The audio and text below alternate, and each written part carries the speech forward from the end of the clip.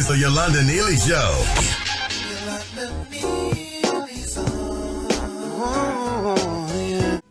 Welcome to the Yolanda Neely Show podcast, and I am excited.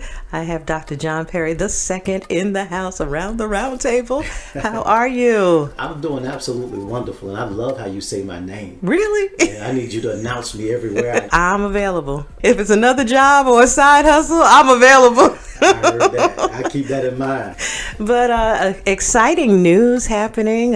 You put the word out there, so tell us a little bit about it. Well, actually, yesterday I announced the formation of an exploratory process for a run for mayor. Okay, and I'm excited about it. I told you the last time you were on my show, that was the position I saw you in. You did. I did. You did. I was still in the process of thinking about it at that point.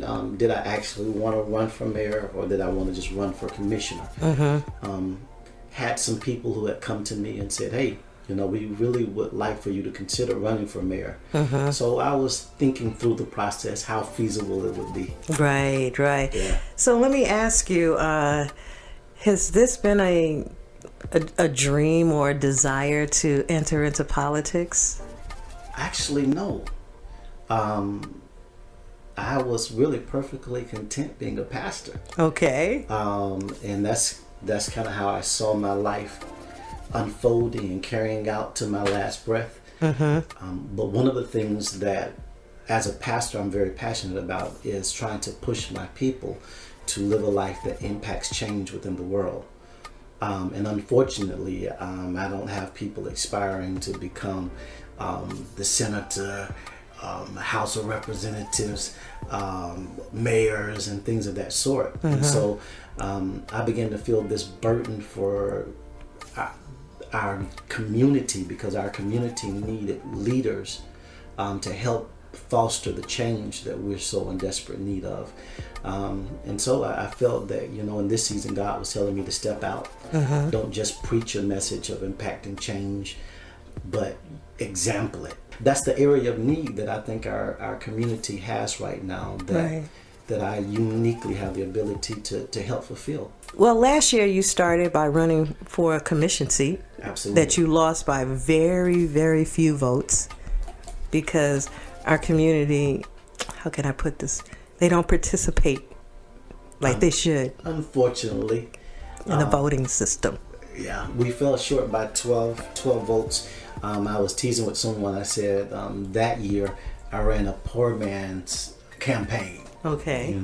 I didn't give myself a lot of time in terms of raising money, or put a lot of emphasis on raising money. We just kind of did grassroots, where we committed to the process of going door to door, talking with people personally, and just really asking them for their commitment to get out and vote. Mm-hmm. And we were able to come very, very close.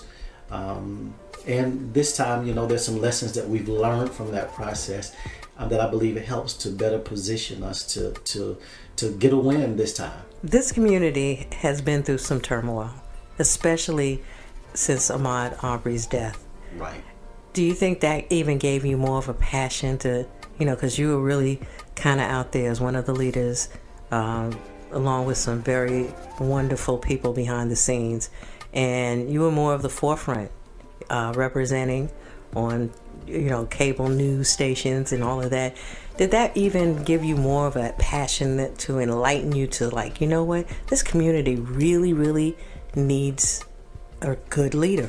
Well, in the moments that we were dealing with Ahmaud Arbery, and I guess it's still really going on, I think it was a manifestation of who I am and what my heart is for the community. In that moment, the idea for me was just to properly represent our community. I've had that opportunity in different moments with school board issues and things of that sort. So I think a lot of people had opportunity to be introduced to me. A lot of people had an opportunity to really discern my heart for the community, and that I really just simply desire to be a voice of positive change for our community. If that means that we've got to stand for justice, if that means that we've got to advocate for more productive business within our downtown sector, If it means that, somebody has to stand up and say that, listen, the condition of these homes for our community are less than acceptable, and something has to be done. And so I think the Ahmaud Arbery moment was a manifestation of really who I am. I have a passion for people. I hate to see people being taken advantage of. And when there's a need for someone to be a voice of truth for the benefit of others, I just feel this tug. That gets you in trouble sometimes. Right. But I can't, it's always been something about me that's willing to be the voice of people who have no voice for themselves. What do you see you doing differently than the previous mayors? Well, I think one of the things that people don't understand when it comes to our mayor is that we have what you call a weak mayor system. The mayor is not responsible for the day-to-day. He doesn't have the same level of authority as some mayors in metropolitan areas. Everything in our area comes down to a vote, and the mayor just represents one of those votes. The authority of the mayor is that he is a lineal figure on one level. On another level, he gets to select people for certain boards that they have. And so that's, from a structural standpoint, that's kind of an overview of what the mayor is. But I understand this. The mayor is a figure that has the ability to speak vision. And not only speak vision, but if he's able, he can bring about unity with the residents. Okay. And so the real interest for me is that I think that we can impact positive change by casting aggressive vision and unifying our people to work together towards that vision. Pretty much we've been a divided community under the last two mayors. There's been a great divide. My hopes is to bring about a unified vision. And if we can get a unified vision, it will unify our people. And if we unify as a people, we unify our energy. Right. And we're able to bring about the positive change that all of us really are dreaming of. The more I talk with people, what I'm finding out is that we all really want the same thing, whether you're black, white, or Hispanic, whether you are of one economic class or another economic class. All of us want to see the poverty that's eroding our city eliminated. That benefits all of us. If you're impoverished, eliminating the poverty that erodes our city, what it does is give you now new job opportunities, economic possibilities. For people who are already stable, the blight gives our city a sore eye. It makes their property value go down. And so all of us really want the same thing. We want to attack this poverty, whether that's poverty of mindset that's producing the condition. Every form of poverty we just really have to deal with. Well, some segments of our community want to, consolidate the city and the county. Right. So it's going to be very important that next mayor we have can really say, no, I mean, this is historic. This is the city. This is the benefits of being a city. I've talked to people in other communities like Macon, and Macon has grown. I mean, I've gone there and I'm like, oh my gosh, I can't believe it's the same Macon. So that's good. But, you have the hospital and you have Mercer, you have all of that downtown. Right. But for us to consolidate, it wouldn't be the same because we don't have a campus. We don't have a school campus there. We don't have, different things like a Macon would have. Do you see a benefit, or you see, how would you try to stop that? Well, I've advocated for years against the idea of consolidation. I mean, that's still my stance. I think one of our greatest resources is the people that we have. We have a talent pool that we just haven't tapped into. We have some resources in people that we've got to begin to pull on. And that goes back to this whole thing of being unified. If we can't come together and unify ourselves, then we miss one of the greatest assets that we have as a city, and that's the knowledge and the wealth of understanding in our people to bring about change. And so I really don't think there's a need for us to consolidate. What I'm pushing at this point is this idea that we have to move to understand that every part of our county has to equally rise. So St. Simon's is already thriving and successful. Our county has been making some very, very aggressive moves to expand the county and develop the county. Jekyll is already thriving and doing very well. Now we got to get everybody to buy into the idea that Brunswick has to thrive as well. If you have a city that's marketed to the world as impoverished, high crime, and just this terror, whether you want to admit it or not, it affects the quality of tourism. Right. And so literally we have to reimagine Brunswick, and when we reimagine Brunswick, aggressively bring about the changes that have to come into play and make it a destination place. And when I say destination, I'm not just talking about tourism. I'm talking about a place that people want to live. People up north are always saying, once I finish my career, I've got to move somewhere where I can just relax. But it's bigger than just relaxing. You want a place where you can live, and while you're living, all of your needs are met in the community in which you live. So that means that we can't be a food desert. There's nowhere for me to buy food, so I got to drive all the way to the other end of the county in order to get food, in order to shop.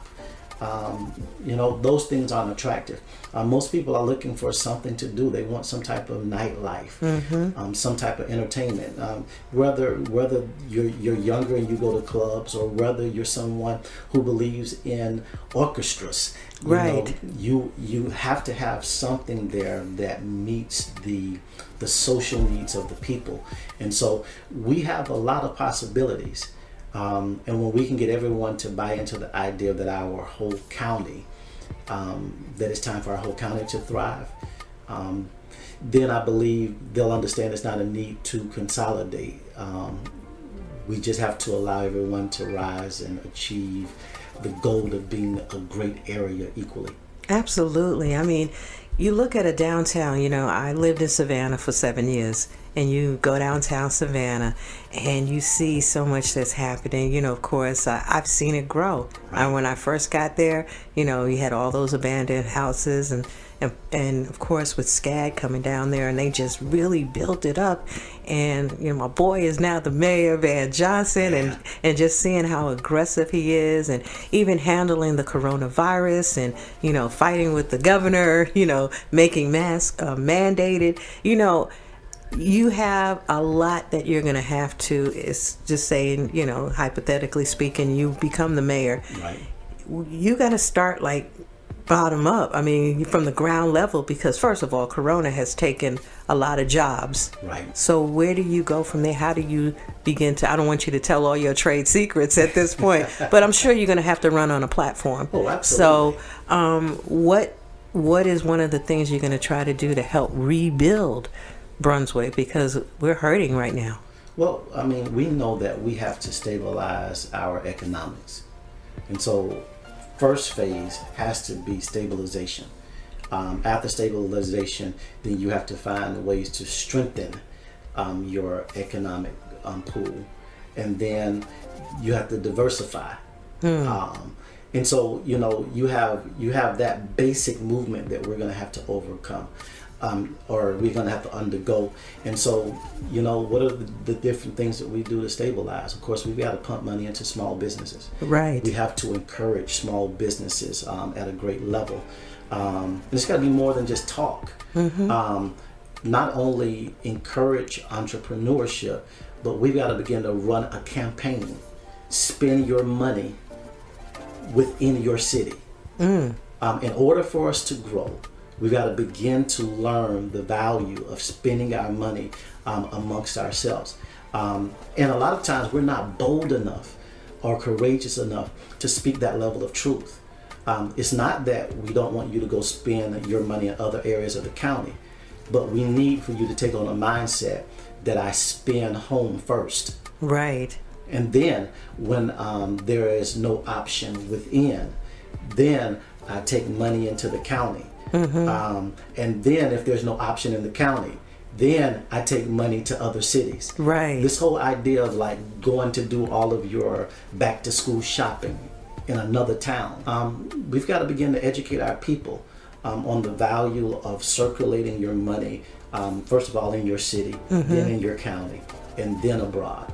And so, there's some basic things that we can do, which will be for me, if allowed to be mayor, would be a conversation that they're not used to a mayor saying and having with them. But in order for us to stabilize, we got to have those type of conversations. Me being here for the past 8 years, and I've never lived in a community like this. And some is good and some is bad because, again, things to do. There's nothing. I've, lived in Nashville and I lived in Miami and, in Atlanta and different places around the country. So I'm always that person, concerts and things like that. While I was on the radio here, many promoters and people want to bring things here. But the mindset, again, let's go back to the mindset of the community. They would rather go to Jacksonville or go to Savannah versus spending $1 within the community. How can you, as a mayor, begin to change that type of mindset? Well, it goes back to what we just talked about. You have to create campaigns that literally change the consciousness of your community. If you're not willing to just outright have those hard conversations, the conversation that we're having right now, we haven't been hearing from City Hall. We haven't seen a marketing campaign that says that we have to support in order to become the city that we dream of becoming. Now is the time. And so we have to come up with creative campaigns, and we have to keep on putting it before the face of people so that they see it over and over, hear it over and over, and we begin to develop another mindset and another culture within our city. Now, some of the problems that we've had with attracting some things is that, of course, downtown we don't have hotels, but thankfully there's a hotel franchise that's really looking at us. Before the coronavirus took place, there were a lot of talks going on, and so it looks like there'll be a hotel coming into our area within the near future. And so there's some things that are going to happen, even on the waterfront. They're talking about building a mall, some shopping areas, and so there's some things that's gonna happen. But while things are happening, we also have to address the thinking of our community, because ultimately thinking determines the culture that you have. Absolutely. Our current mayor is still trying to get this conference center going. Are you going to continue with that, or is that going to be a wrap, or how? Because we don't have any venues as well. So if we do want to bring people here or bring artists or, concerts or something like that, there's nowhere to put them. Well, I think the idea of a conference center was a good idea. I sat in the middle of the idea initially because I've got to hear both sides. The business community were not fully aboard because they were asking the question, how do we sustain it? What are the drivers that you have around the conference center to make sure that it's a valuable option for people? So if we have a concert, people decide to stay in the city. Do we have the necessary restaurants and the other necessary entertainment around it that makes our conference center the choice for people? What makes them say the conference center of Brunswick rather than the conference center of Jekyll? And so there was some desire to see the infrastructure built up a little more before a conference center.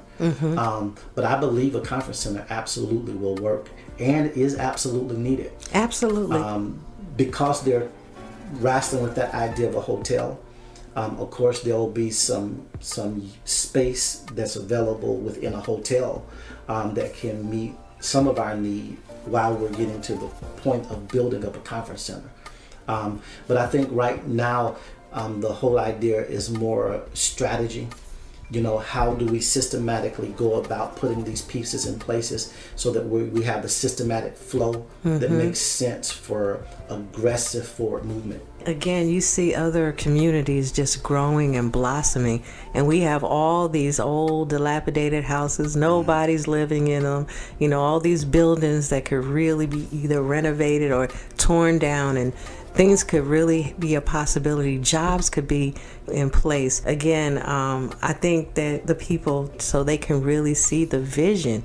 You know, the Bible says people without vision, they perish. Absolutely. And the fact is, there's so much. You know, I remember coming here 8 years ago, and one of my friends, she's a New Yorker too, we drove. I said, girl, let me take you downtown. And she like looked around, she said, oh my God, this is a gold mine. I said, I know, because every time I tried to leave, even though I'm currently not employed here, I don't really see that need to get out of here. Y'all kidnap me. But seriously, I see opportunities here. I see major opportunities here. And I don't just want to pack up and go somewhere else where I put my time, I put my energy.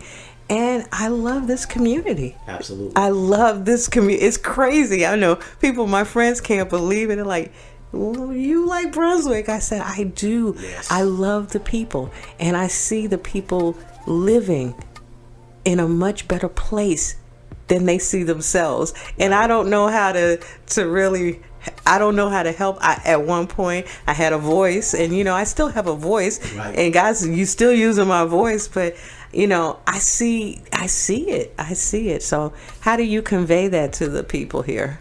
Well, I think they know it.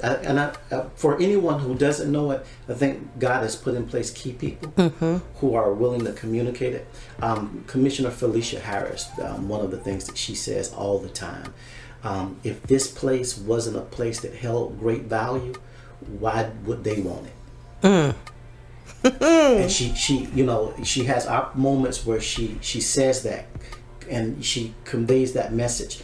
And so we have strategically placed people who are communicating the value and the possibility of this area. And so I think they're hearing it. What has to happen now is that we have to have this unified vision that brings people together. We literally have to reimagine Brunswick in the way that we want to see it. Say, okay, we are going to come together and we're going to make this happen. A part of the reason that people perish when there's a lack of vision is because people become scattered. They begin to do their own thing, and there's no vision to direct the efforts of the masses. And so we have to direct the efforts, the attention of the masses towards a unified vision so that we can collectively come together. And that's a part of being community. Right. We'll even see ourselves strengthening in our identity as a community. And more people will see what you see, how beautiful of a place this is, and want to be a part. Yeah, I do. I still want to be a part of here, you know, and I've interviewed for jobs in other places, and then, you know, and I kind of like, I'm interviewing and I'm saying to myself, you know, I don't want to leave. I don't want to go. Why am I even doing this? And I mean, I had one interview, and this guy, he said to me, what can we do to move you from Brunswick, Georgia? What can we do to get you? And I'm like, you'd have to pay me a whole lot of money.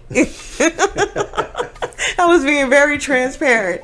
But, you know, in the back of my mind, if you do pay me that money, I'm just going and get me a little spot, even if I got to get a studio, because I'm coming home. I got you. I'm coming back. Yeah, I've had that struggle quite a bit. You know, I've been here 13 years now. Okay. And initially, when I accepted the pastorate of Mount Sinai, a lot of my colleagues, you know, were scratching their head. You know, literally, you know, why would you go in the middle of the woods? Exactly. You're supposed to be somewhere like this. But there was this internal conviction that I was in the right place.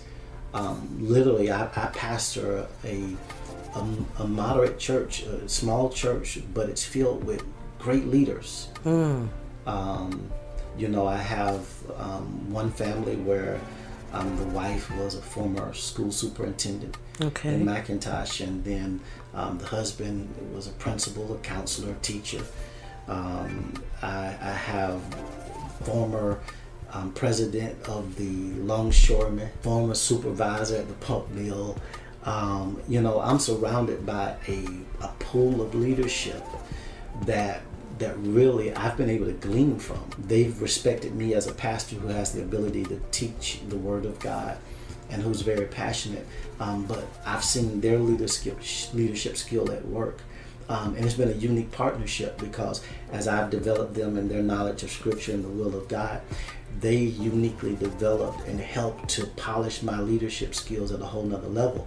And now the window of opportunity has presented itself for me to possibly be the mayor of this city if the people so decide, and provide another level of leadership. And so the area is just a wonderful area full of possibility, and I've always seen the benefit of being here. I guess we got like minds because I see it. It's a beautiful place. It really is. I drive around a lot and I'm like, wow, I'm blessed to be here. I hear that, you know, now as much as we say that it's a beautiful place and we're blessed to be here, there's a lot of complaining and a lot of discontentment that people have regarding this beautiful place that we're in. But there comes a point where you stop complaining and you really understand that there's been placed in you this creative ability. You've been made in the image and the likeness of God, and He's a creator. And so we stop complaining. We collectively come together and put our creative abilities together, and then out of that we produce the beautiful city that you know we're talking about right now, and everyone, you know, begins to coexist in bliss. And you know the cool part about right now, because of the economy and the virus, everybody's on a same level field. Everyone can create. Yes. Everyone can go ahead and work that vision. This is the time. Yeah. You know, it's not, okay, one day I'm going to think. That one day is this day. Well, you know, I love Jordan Peterson. He's like one of my first go-to listens now when I'm trying to, you know, just exercise this brain. He has this concept about hierarchies. He says that hierarchies have been around longer than men. And one of the problems that we have is that we try to ignore the law of hierarchy. And so even if we didn't have the coronavirus, there would be different economic hierarchies that exist. And in each of those different areas, there would still be needs that you have the ability to creatively market to. The billionaire isn't necessarily trying to market to the hood. So if you are in that market of the hood, can you look around you and see the opportunities that are available? Allow your creativity to come out and make it a valuable business opportunity because you were able to look and see the opportunities that were available around you. If you're middle class, same thing applies. So despite, you know, your unique defined category, you always have the opportunity to do business if you're not blind to it. I'm hoping that your exploratory vision of becoming the mayor of Brunswick really pans out for you, because I think you do a good job. Well, I do. We're on the ground now, asking people, you know, what are the top 3 complaints you have about your city, and what are 3 things that you would like to see. My desire really is to know the heartbeat of each resident, so that I can create a platform that is true to who I am, and that with integrity voices their concerns as a community.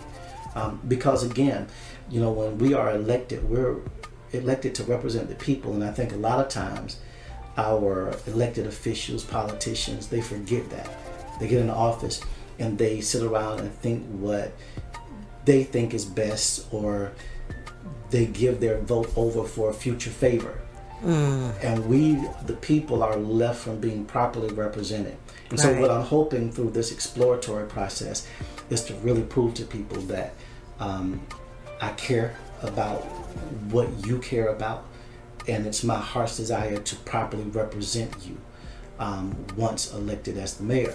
And so through this process, just doing the hard groundwork of meeting people, talking to them, I hope to win people's confidence and their support. I wish you the best. If I could vote in the city, maybe you would have my vote. Well, just by the conversation. your influence in the city is quite enough. When you say, listen, if I could be in the city, I would vote for John Perry. So Okay. you all need to make sure you make it happen. Okay. You're the boss. I'm the boss. You're the boss. You always say that. I'm the boss.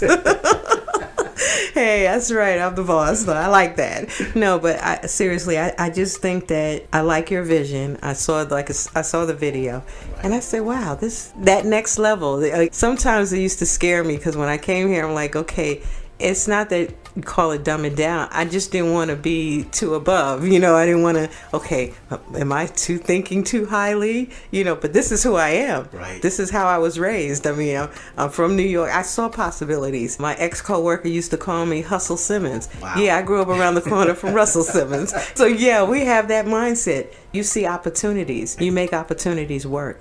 This community is a big opportunity. And I hear so many young people, they want to be a part of situations. Now, that's a good question right there. How will you involve our young? Well, two things that are big for me.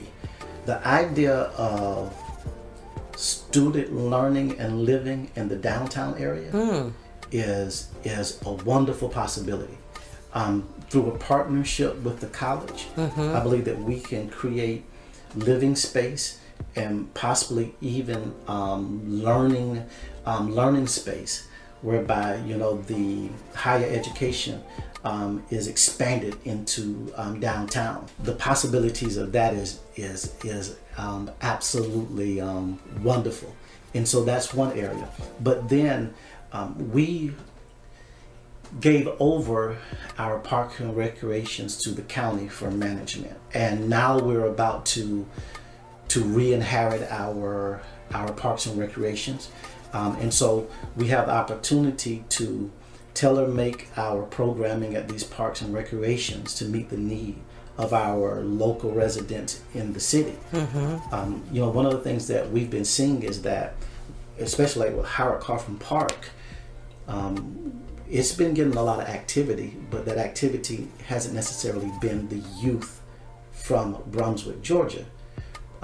So when we get these parks and recreations back, it gives us an opportunity to really tailor the programming to be programming that meets the needs of the youth within our city. And they can aggressively be a part of parks and recreations and programming that helps them to develop their social ability. And on top of that, their after school tutoring sessions and things of that sort. And so I'm excited about that. Those two things, I think, give us a wonderful opportunity to increase the participation of our young adults and youth. Absolutely, because if we can pull in those young people, we can have a great community. Absolutely. Well, churches historically have always been a part of making great communities. And something that's real big for me is to push to my fellow colleagues at this time how important they are to the idea of healthy community. Absolutely. The message of the church, of course, it keeps on reiterating a message of moral value, family structure, and all of that different stuff. And so the church has a place in the conversation. And plus, they have a weekly group of youth that they can use in creative ways. Absolutely. Even if it's just clean up your block. We got so many churches on different blocks that if they took responsibility for cleaning their block or cleaning the 2 blocks nearest to them, that we would have a wonderful looking city. Exactly. And so the church is a part of that conversation. And I was sharing with someone that for me, I have a zero tolerance for violent crime.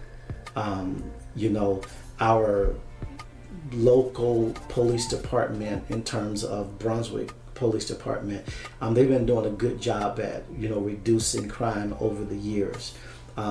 Everything that can be done to help them to continue to reduce crime is one of those imperatives, because you can't get people to buy into an area where there is a lot of crime. Fortunately, our numbers have been going down. Like I said, we want to make sure they keep on going in that direction. Absolutely. And so we want to create a culture that sends the message that, okay, we're not tolerating crime, but you want to create economic opportunities that, don't force people into crime because they can't, take care of themselves because of all of the poverty that we've experienced. So, it's a balancing act of many different issues, but we systematically tackle them in a way that makes sense. Absolutely. You have work to do. Absolutely. You have work to do. Absolutely. I mean, even if you get the position, you got more work to do. From day one. Uh-huh. From day one, you have to hit the ground running. Absolutely. To bring about meaningful change. My spirit is telling me, I think you got what it takes. Well, I'm really committed to the idea of being the voice, a voice for this city. Mm-hmm. And what you get from me is always what we should be. Right. I don't think we should make excuses. One of the things that I saw, that I told a reporter a while back, is that for the last 16 years, they've asked the same question of all of the upcoming possible elected officials. They got the same answers over the course of 16 years. I wish I could go back 20, because I bet it would be the same. But they gave the same answer. We need to do something with our housing stock. We need to create small business opportunities, and we need to. Everybody consistently for 16 years said the same thing, but we're still in the same condition. Right. Which says that identifying your problem isn't enough. You can identify the problem, but if all you can see is the problem, that's all you're going to get. You have to see beyond the problem to what you can become. And seeing beyond the problem gives people hope, and it gives them the willingness to work towards something better versus just trying to survive the problem. Mm-hmm. And that's where we've been at. We've just been stuck surviving the problem. Now, our current team downtown, they have done some things that you don't easily see from a public standpoint. Right. That is necessary for forward movement. And so our current mayor, our current commissioners, they've made some very good decisions that will help us moving forward in the future. Mm-hmm. But at this point, our community has been given so many promises, and we need to see the manifestation of change. And that's what I'm committed to, positive change, and being a consistent voice that says, this is what we got to achieve. This is who we must become. And so in this process, I just have to be clear about the hearts of the people. Mm-hmm. And this exploratory process really helps me to become clear, helps us to have that unified plan of action that I'll present as my platform. Wow. Looking forward to it. Yeah, I am too. I'm looking forward to following this, and hopefully you'll come back on and you will talk more about it. And this is a platform for you to use and to get the word out. I definitely appreciate it. 3 things I really need people to do mm-hmm. right now. First thing is to let me know 3 things, the 3 top concerns about the city, and the 3 things that they would like to see happen in the city. But after that, I need people to make a commitment to volunteer, to be a part of the campaign. A part of what we're exploring is the level of commitment that I can get from people. Mm-hmm. The response has been great so far, but we're still looking to hear from people. And we need people to commit finances. Okay. Make donations and contributions. I've already opened up a campaign account. People can already start the process of campaigning. I'm easy to find. You Google me, all kind of stuff pop up. Official Facebook campaign page. You can look up John D. Perry, Roman numeral 2, and I'll pop up. And so need people to make a commitment to donate.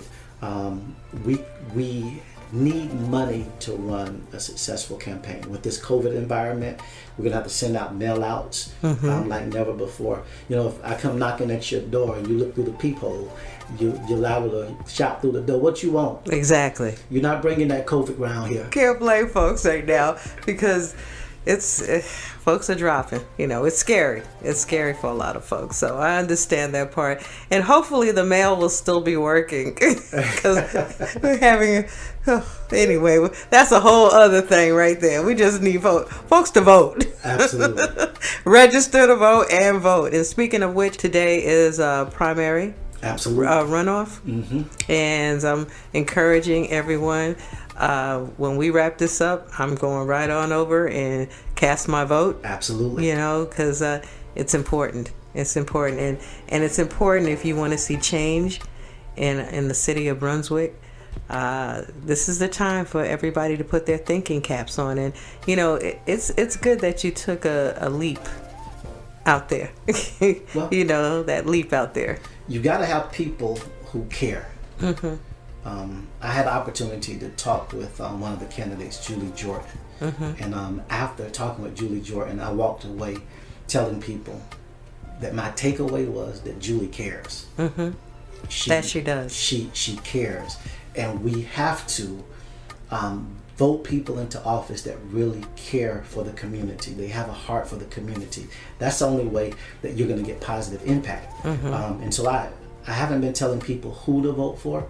I've just been telling them, make sure you vote for somebody who cares. That's powerful right there. Yeah. That has a passion for the people of the community, because usually people, it's the position, it's the name, or, you know, and this is what I've done. No, but if you really care. Yeah, because what's at stake is the person that gets in office, their dominant philosophy is going to be the system or the people. And if their dominant philosophy is the system, then the people become expendable. Yeah. So you want to find a person that has a delicate balance where the people, it measures out a little bit above the system. Because if your heart is for the people, then you make sure that the system serves them right. But if your mindset is system first, then the people are expendable and they have to come up to the standard of the system if they're going to have any benefits or any quality of life. Right. And so you got to make sure you have somebody in place that has a heart for the people. That's so important. Dr. John Perry II, it seems like you have a heart for the people. Absolutely. So let's see what happens in 2021. Hey, I'm looking forward to it. It's going to be a great journey. Okay, we'll have you back on. We're going to, and of course, we definitely have some updates on Ahmad's case and things like that. So you'll be on my show frequently. Okay. Well, prayerfully. I love this table talk time. Exactly. So do I. It's just very at ease and just letting people know and be aware of what's happening around them. So I appreciate you coming around the round table again. Absolutely. And thank you so much for all that you do for our community. We're in desperate need of positive voices that encourage us to be everything that we can be. And you consistently do that. So thank you for being you. Thank you. I love this community. I do. It's the Yolanda Neely Show podcast.